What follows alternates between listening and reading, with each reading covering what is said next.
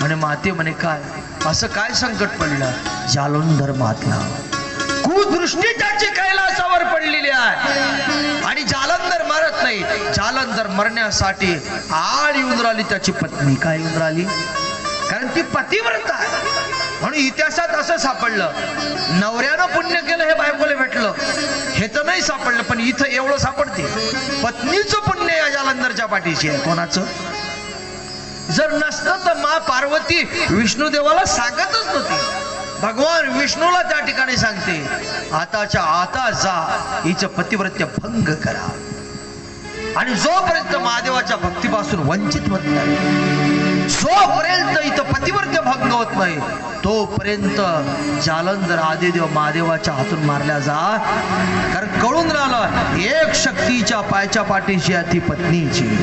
आणि पत्नी आराधना करता नवऱ्याच्या आयुष्याची. भगवान भोलेनाथाला आयुष्य मागते आणि महादेव बी संकटात आहे. इकडे भक्ताची हाक आहे आयुष्य द्या पतीला, काय द्या माझ्या. आणि महादेव भक्ताच्या अधीन आहे. राग याचा येऊ लागला मी मारू बी शकतो, मारता बी येत नाही. एक तर ते काय मागून राहिले याच्यासाठी? आयुष्य मागून राहिले. आणि पार्वतीनं ओळखलं महादेव का मारू शकत नाही, कारण आयुष्याची गणना तिच्याकडे आहे. हिचं पतिव्रत्य भंग करा, भक्तीपासून वंचित करा तिला. भगवान विष्णूनं आज्ञा घेतली. देव असं करतच नव्हती, कारण सृष्टीच्या चालकाशी यानं त्या ठिकाणी घृणा केली. खुर्ची मिळाली तर तुला खुर्ची हे नाही शिकवतले का?